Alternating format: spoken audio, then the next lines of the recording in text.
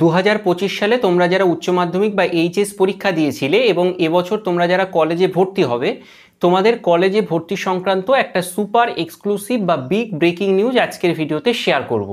তোমরা প্রত্যেকেই ইতিমধ্যে বিভিন্ন সংবাদ মাধ্যম বা বিভিন্ন সংবাদ চ্যানেল যেগুলো রয়েছে এবং বিভিন্ন এডুকেশনাল চ্যানেল থেকে ইতিমধ্যে খবর পেয়ে গেছো যে কলেজে ভর্তির এই যে প্রক্রিয়া, এটা নিয়ে কিন্তু একটু জল খোলা হচ্ছে। এর নেপথ্যে একাধিক কারণ রয়েছে, কিন্তু মূল যে কারণ সেটা হচ্ছে ওবিসি মামলা। অর্থাৎ যে ওবিসি কেস চলছে আমাদের রাজ্যে, সেই কেসের সুনির্দিষ্ট কোনো শুনানি না হওয়া পর্যন্ত বিভিন্ন বিশ্ববিদ্যালয়, মানে মোট যে 16টা বিশ্ববিদ্যালয় রয়েছে, সেই বিশ্ববিদ্যালয়গুলো তাদের আন্ডারে থাকা কলেজগুলোতেও মানে ভর্তি প্রক্রিয়া কিন্তু চালু করতে পারছে না।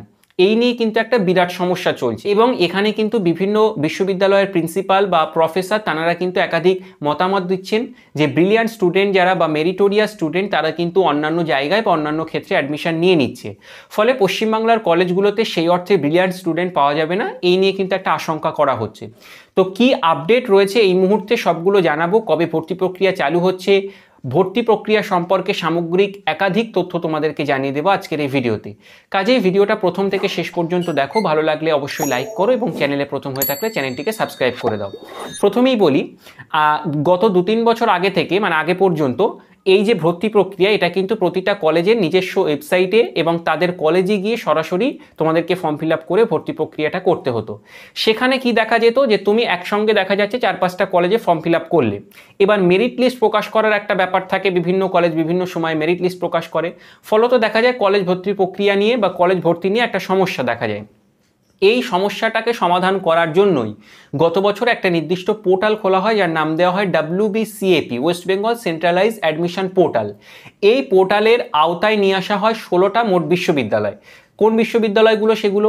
তোমার এর মধ্যে রয়েছে কলকাতা বিশ্ববিদ্যালয়, প্রেসিডেন্সি বিশ্ববিদ্যালয়, কল্যাণী বিশ্ববিদ্যালয়, বর্ধমান বিশ্ববিদ্যালয়, তারপর শিয়ালদা বিশ্ববিদ্যালয়, উত্তরবঙ্গ বিশ্ববিদ্যালয়, নেতাজি ওপেন মুক্ত বিশ্ববিদ্যালয়, রবীন্দ্রভারতী বিশ্ববিদ্যালয় ইত্যাদি মোট 16টা আর কি বিশ্ববিদ্যালয়কে এর মধ্যে আনা হয়। এবার এই 16টা বিশ্ববিদ্যালয়ের আন্ডারে মোট 461খানা কলেজ রয়েছে। এই 461খানা কলেজ মানে সব কলেজগুলোর যে ভর্তি প্রক্রিয়া, সেগুলো একটি মাত্র পোর্টালের মাধ্যমেই সুসম্পন্ন হবে। সেই পোর্টালের নাম দেওয়া হয়েছে West Bengal centralise admission portal. অর্থাৎ সব কলেজগুলোকে এক ছত্রের তলায় নিয়ে আসা হয়েছে, ফলে ভর্তি প্রক্রিয়ার যে সমস্যা সেটা কিন্তু সাময়িকভাবে হলেও বা কিছুটা হলেও কিন্তু সমাধান করা গেছে। তো তোমাদের এটা হচ্ছে ভর্তি প্রক্রিয়া। এবার বলি পোর্টাল কবে খুলবে। দেখো এখনো পর্যন্ত কিন্তু পোর্টাল খোলেনি, তবে যেটা সূত্র মারফত জানা যাচ্ছে বা উচ্চশিক্ষা দপ্তরের তরফ থেকে যেটা জানা যাচ্ছে, খুব দ্রুত আগামী 15 থেকে 20 তারিখের মানে 15 থেকে 20 দিনের মধ্যেই কিন্তু তোমাদের এই যে কলেজে ভর্তির পোর্টাল সেটা কিন্তু ওপেন হয়ে যাবে এবং তোমরা সেই পোর্টালের মাধ্যমে বিভিন্ন কলেজে কিন্তু তোমরা আবেদন করতে পারবে। আবেদন করতে যেয়ে তোমাদের কিন্তু বিভিন্ন সমস্যা গত বছরে হয়েছিল। যেমন অনেক ক্ষেত্রে আমরা দেখেছি যে পোর্টালে অনেক সমস্যা দেখা দিচ্ছে, এবার পোর্টালে একটা হেল্পলাইন নাম্বার দেওয়া থাকে, সেই হেল্পলাইন নাম্বারে কিন্তু কল রিসিভ করা হচ্ছে না।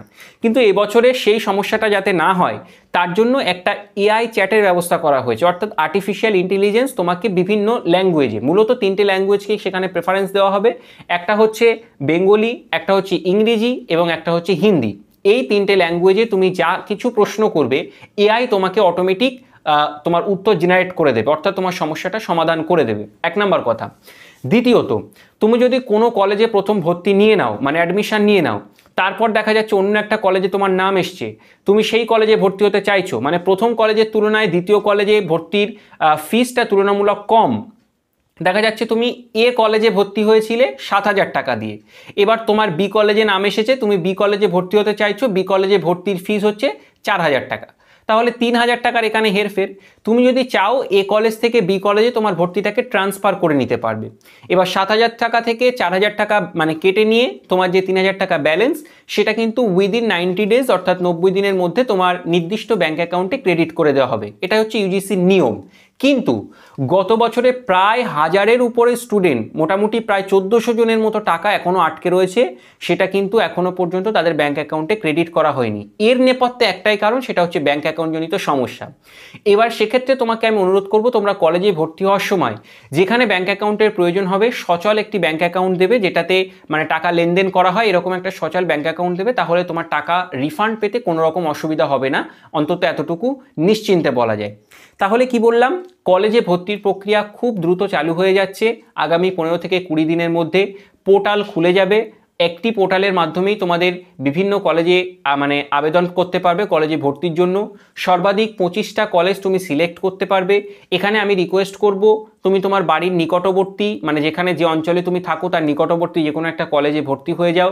পাস কোর্স নাকি অনার্স কোর্সে ভর্তি হবে এই নিয়ে ডেডিকেটেড একটা ভিডিও আমাদের চ্যানেলে আসবে, এবং আরও একটা ভিডিও কিন্তু খুব গুরুত্বপূর্ণ যেটা আমাদের চ্যানেলে খুব তাড়াতাড়ি প্রকাশিত হবে, সেটা হচ্ছে the dark reality of college life. College লাইফের কিছু চাপা সত্য, এটা কিন্তু আমরা খুব তাড়াতাড়ি একটা ভিডিও তোমাদেরকে দেওয়ার চেষ্টা করব। যাই বা হোক, আজকের ভিডিও এখানে শেষ করছি। দেখা হবে পরের ভিডিওতে।